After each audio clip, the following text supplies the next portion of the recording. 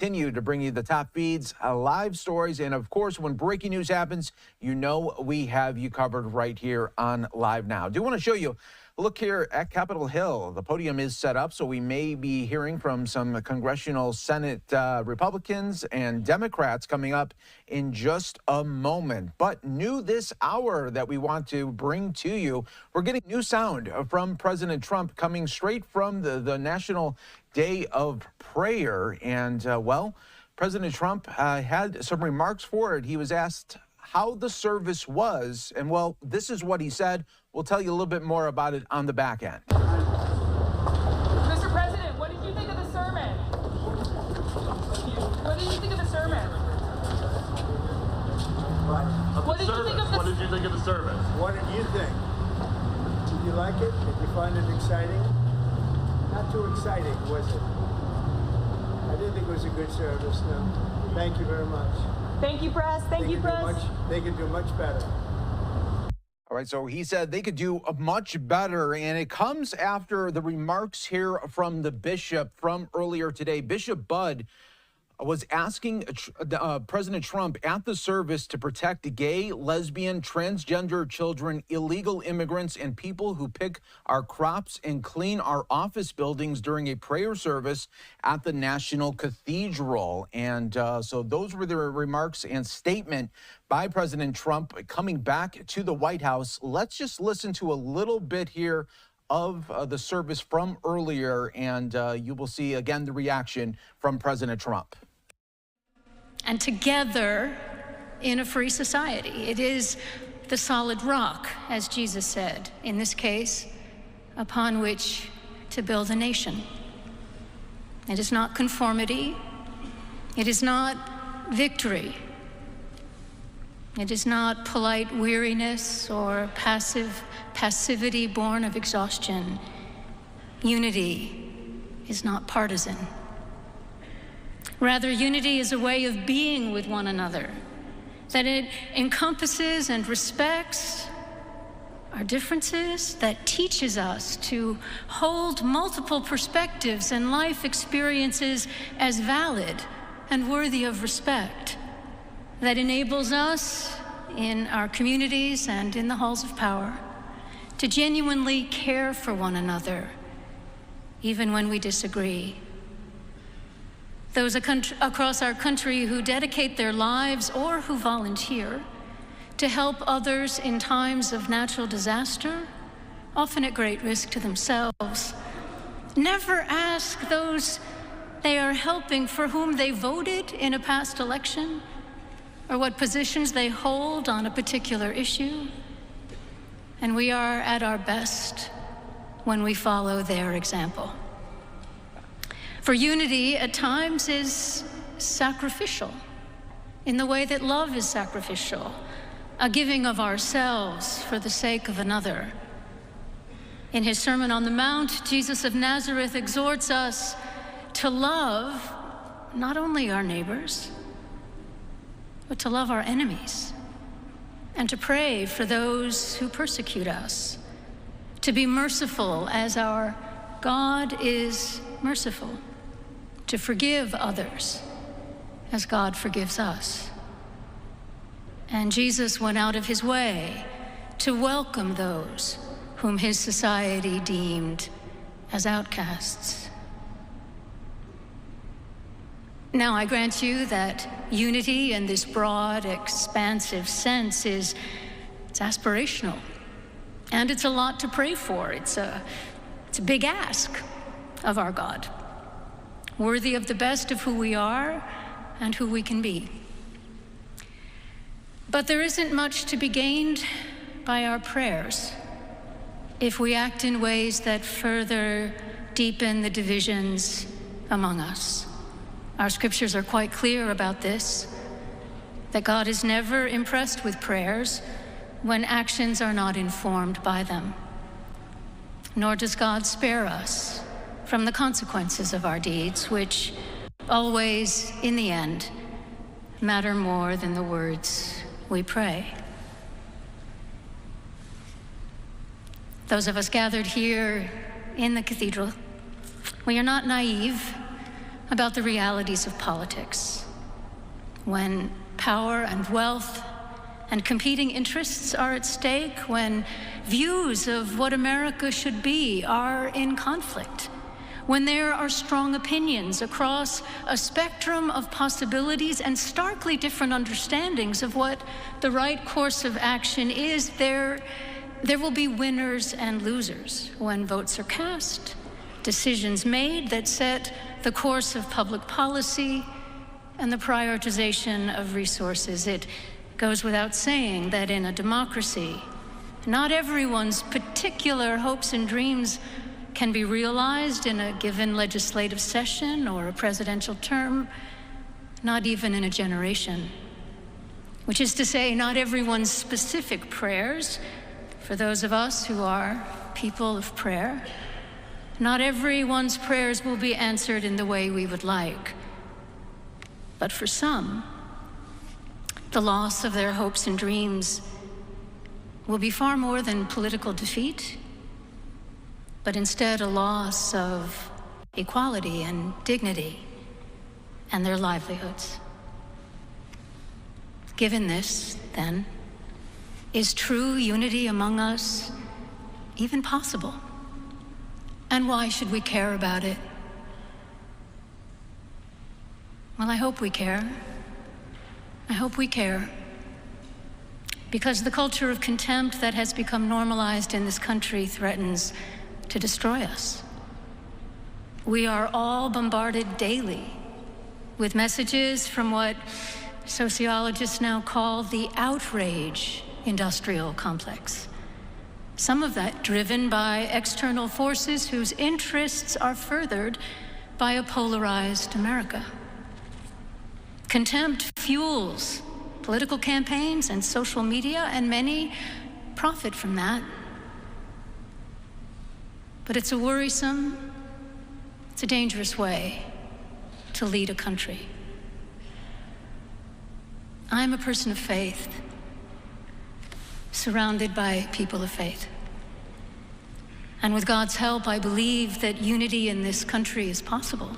Not perfectly, for we are imperfect people and an imperfect union, but sufficient enough to keep us all believing in and working to realize the ideals of the United States of America, ideals expressed in the Declaration of Independence with its assertion of innate human equality and dignity. And we are right to pray for God's help as we seek unity, for we need God's help. But only if we ourselves are willing to tend to the foundations upon which unity depends. Like Jesus' analogy of building a house of faith on the rock of his teachings as opposed to building a house on sand, the foundations we need for unity must be sturdy enough to withstand the many storms that threaten it. And so what are they? The foundations of unity? Drawing from our sacred traditions and text, let me suggest that there are at least three. The first foundation for unity is honoring the inherent dignity of every human being, which is, as all the faiths represented here affirm, the birthright of all people as children of our one God.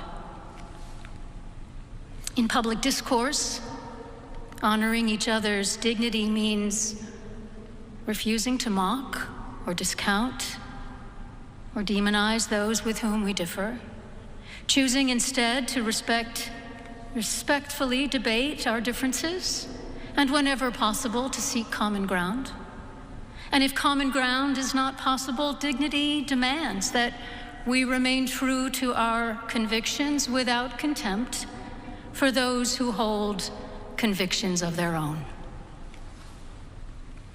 Second foundation for unity is honesty in both private conversation and public discourse.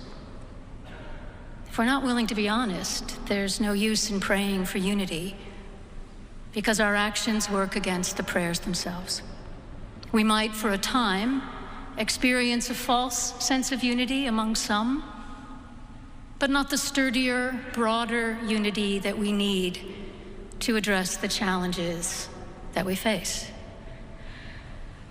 Now, to be fair, we don't always know where the truth lies, and there's a lot working against the truth now.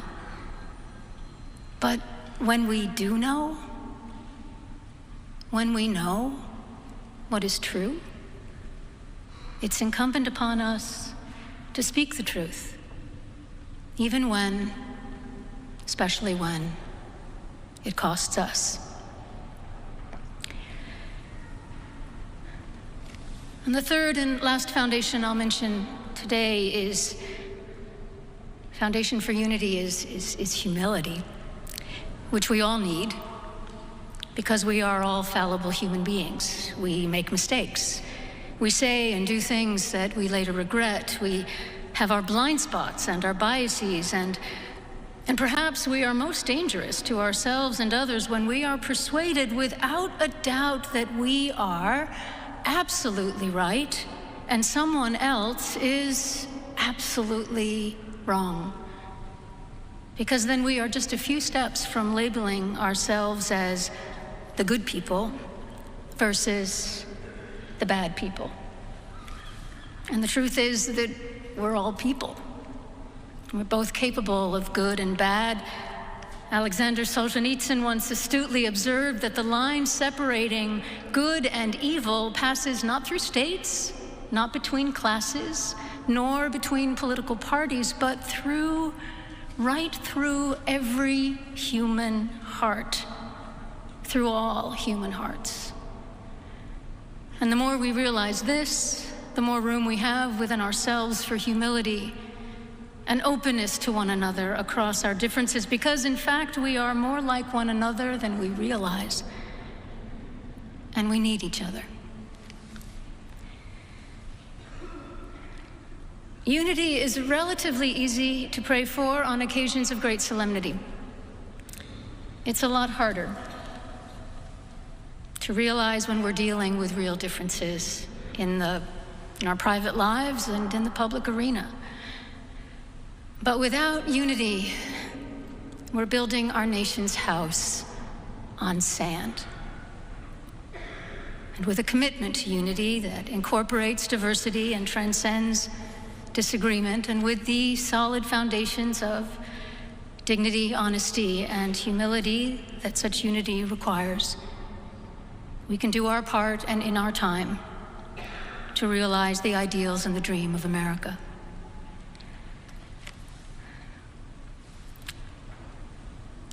Let me make one final plea, Mr. President. Millions have put their trust in you. And as you told the nation yesterday, you have felt the providential hand of a loving God. In the name of our God, I ask you to have mercy upon the people in our country who are scared now. There are gay, lesbian, and transgender children in Democratic, Republican, and independent families, some who fear for their lives.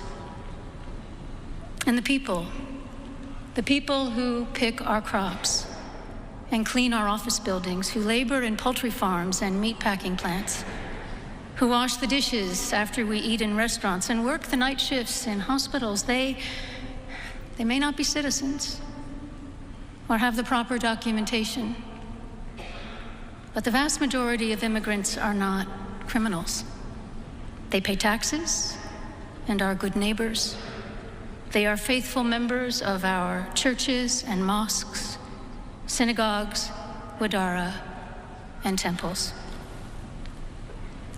I ask you to have mercy, Mr. President, on those in our communities whose children fear that their parents will be taken away, and that you help those who are fleeing war zones and persecution in their own lands to find compassion and welcome here.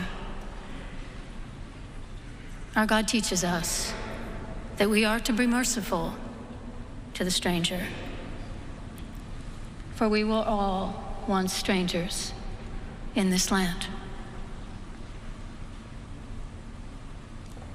May God grant us the strength and courage to honor the dignity of every human being, to speak the truth to one another in love, and walk humbly with each other and our God for the good of all people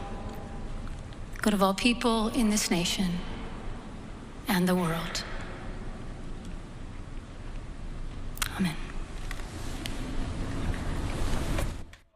Once again, that was from earlier today where Bishop Budd making those remarks. And now it is making a lot of news here because of the reaction that President Trump has just talked about after coming back from this service. I want to play that out for you once again. Very brief statement there, but again, it shows you President Trump not too happy with that statement from the bishop. Take a look. Mr. President, what did you think of the sermon? What did you think of the sermon? What did you think of the What did you think of the sermon? What did you think? Did you like it? Did you find it exciting? Not too exciting, was it? I didn't think it was a good service, no. Thank you very much. Thank you, press. Thank you, press. They can do much better. They can do much better there. So that was a closing statement there from President Trump, and we will hear from him later today.